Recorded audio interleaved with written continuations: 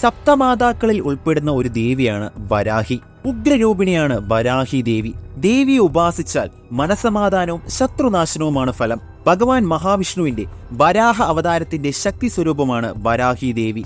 ദേവീ മാഹാത്മ്യത്തിൽ അന്തകാസുര വധസമയത്താണ് സപ്തമാതാക്കൾ അവതരിച്ചതെന്ന് പറയുന്നു. ലളിതാദേവിയുടെ സർവ്വസൈന്യാധിപയാണ് ശ്രീ വരാഹി ദേവി.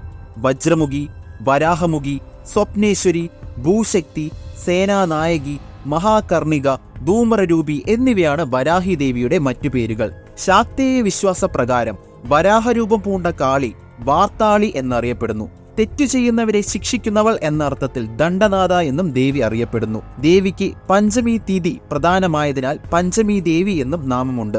ശക്തി സ്വരൂപിണിയായ വരാഹി പൊതുവെ ഉഗ്രമൂർത്തിയും ക്ഷിപ്രപ്രസാദിയുമാണ്. രാത്രിയാണ് വരാഹി ദേവിയെ ആരാധിക്കുന്നത്.